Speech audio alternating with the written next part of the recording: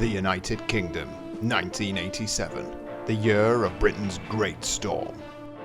America blames Iran. The year when men smelt like success and cash. Drive. An aftershave for men with ambition.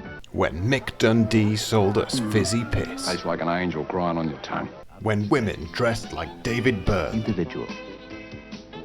When monkeys were employed for rudimentary office work. This machine's gone out. When Beverly Hills Cop 2, son of Beverly Hills Cop, shat itself into existence. And this is Max. And Max kills cops for a living. When Rick Astley successfully rickrolled the UK charts.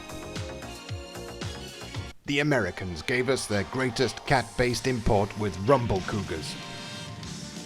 And also Alf. Hi, Grandma.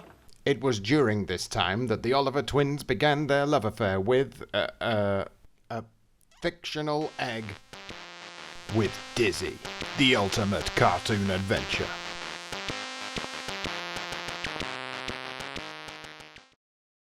Dizzy was one of the most successful homegrown franchises of the 80s and 90s, and became the accidental glory boy for the ZX Spectrum. If you owned a ZX Spectrum after 1987 and didn't have at least one Dizzy game, it was akin to having a SNES without Mario or a Mega Drive without Sonic. And it wasn't even an exclusive to the ZX Spectrum. It was available on Baron Sugar's Amstrad CPC amongst others, but Dizzy was tinted green and that's not acceptable. Now, to my mind, the ZX Spectrum was the home of Dizzy, because I had a Spectrum and I didn't know anyone with an Amstrad, and if I did, they kept it hidden in shame. The plot of the game, as found on the cassette inlay, is as follows. Dizzy was exploring the haunted forest, looking for berries, flowers, and a piece of wood with which to make a club. There's literally zero context given here, but that's fine, carry on. When Dizzy uncovered a mystifying stone slab, brushing the dirt aside, he was able to read the faint instructions. The Avawithvivi potion?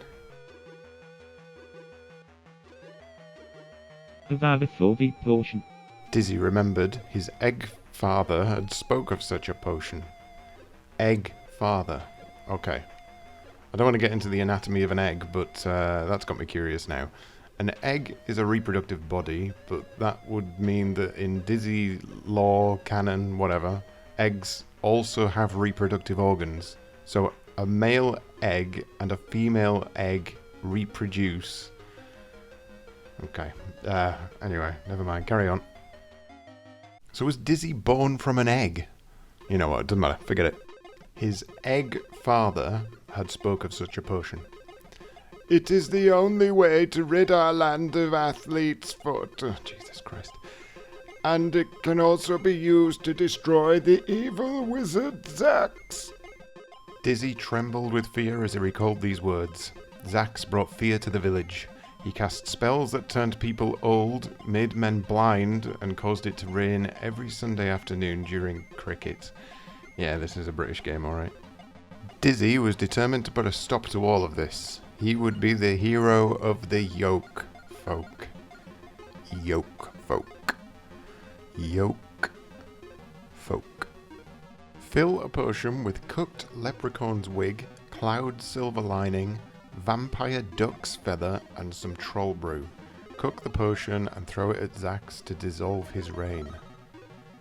This plot sets a background for a game where you, as Dizzy, an anthropomorphic fictional egg, one who wears boxing gloves and boots and who may or may not have a penis, undeclared, has to travel the land of Kathmandu in order to brew a potion to kill a wizard who spent his day making people old or blind.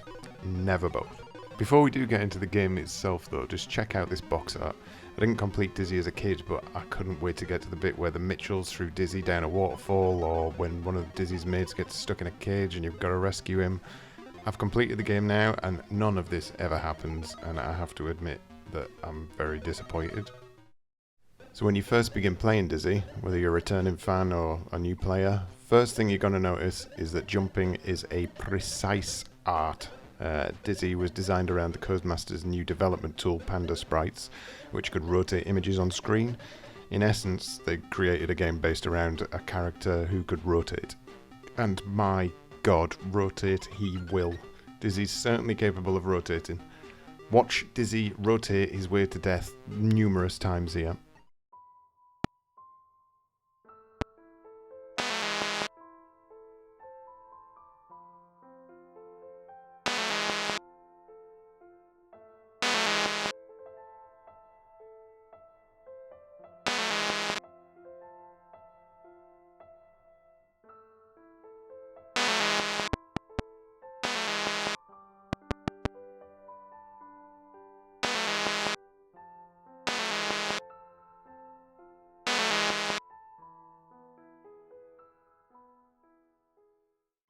Violent rotation isn't the only way to die in Dizzy, however. There are numerous birds, bats, spiders who, for reasons unknown, will absolutely smash the tits off Dizzy. And some of these guys are practically impossible to get past.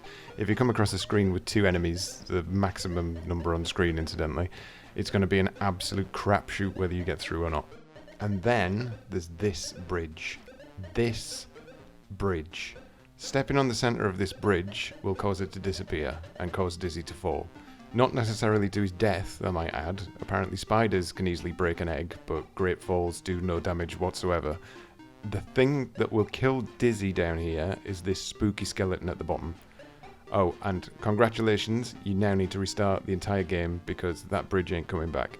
And there's a few points like this throughout Dizzy where your game basically has to be nuked due to a single incorrect move.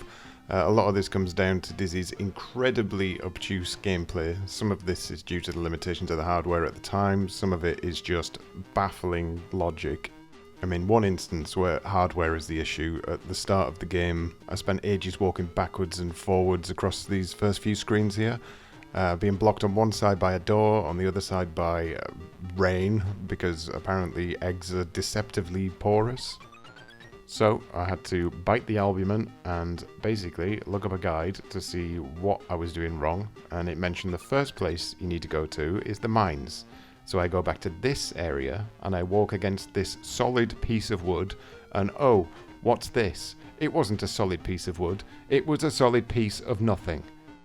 Where the game's logic's concerned, it often boils down to just a complete lack of communication. For instance, one of the first items you come across is this free Acme bird seed. My initial thought is, so I'll give this to one of those birds, something will happen. Well, yes, something does happen. The bird and the bird seed disappear. Interesting. Interesting, but mostly pointless. There are hundreds of these damn birds, so that must mean there are loads of these bird seed pickups to use, right? No, there is only one free Acme birdseed. Once it's gone, it's gone.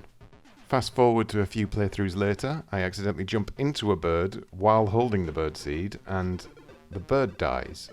I don't die, the birdseed is still in my inventory. This is what the birdseed does. While it's in your possession, it kills birds. This is Dizzy's random logic.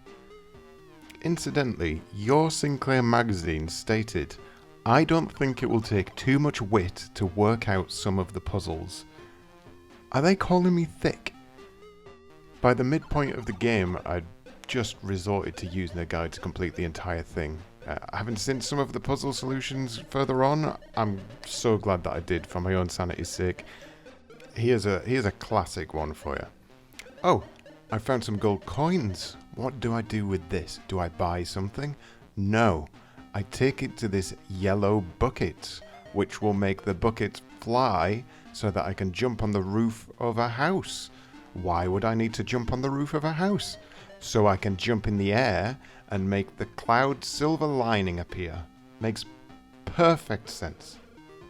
The obtuseness never lets up throughout, but one area that really combines all of the obtuseness of Dizzy into one fetid lump is the Labyrinth. I had to follow a guide for the entire section, and I'm going to take you through each step now to save you the trouble of looking it up yourself. Go left through the upper path. Right through the lower path. Touch the iron gate there to make the other iron gate fly off for no real reason.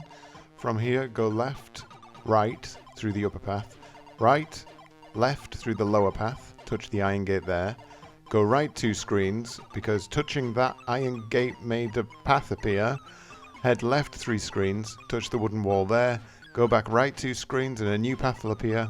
Go right, but be careful because the floor will randomly break and kill you, collect an extra life. And then you can head back up and get the rusty old pick. Then all you have to do is jump up here. Jump! Dizzy! Jump! I kept this jumping going on for a solid 5 minutes, and then it dawned on me when I reread the guide that I had missed one vital step. In my eagerness to get out of this god-forsaken place, I'd neglected to touch a single wooden wall. This wall would make a platform fall down so that Dizzy could actually get out of the place where he picks up the pick. I was basically trapped. There was no way out. There's no obvious sign that I have done anything wrong, and the Oliver twins have cursed me. Without double checking that guide, I swear I would still be there to this day trying to get out of that goddamn platform, wondering why the hell Dizzy is incapable of jumping up. This was the furthest I had ever gotten in Dizzy, and my only option was to start again.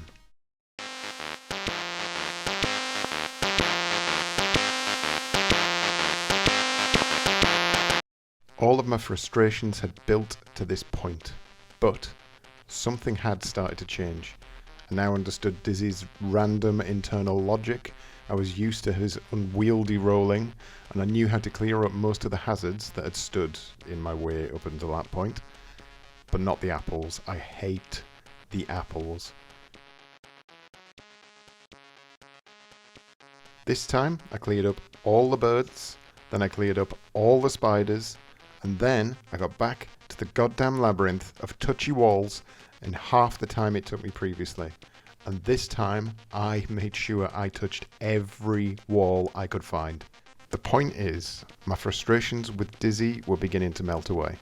The game's challenge became centered around his inability to carry more than a single item at a time, and traversal of the environment, and avoidance of apples. With a guide at hand, the logical missteps were gone, and soon enough it was easy enough to remember what each item's purpose was and where it was likely to be used.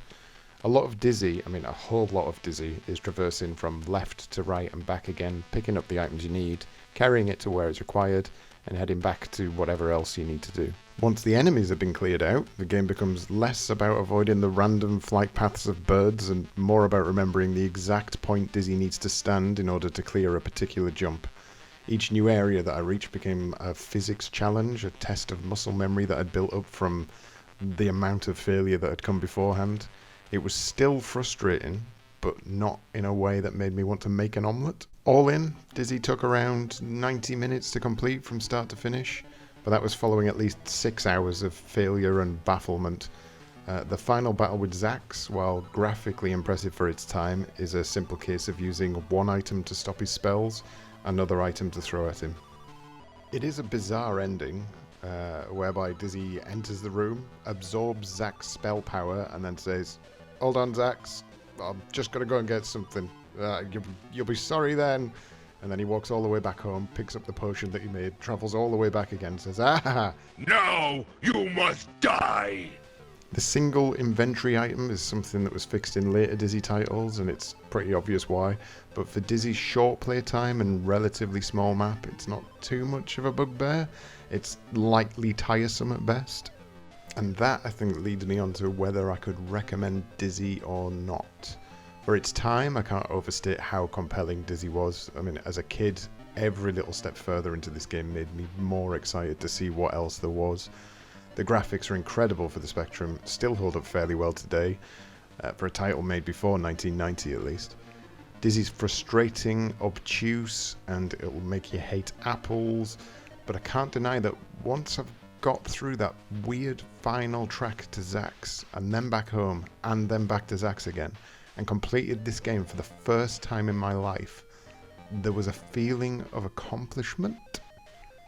There is a challenge to Dizzy, a logical challenge that no longer fits the standard we would expect nowadays, and a mechanical challenge that with practice becomes just as compelling as it was back in the day.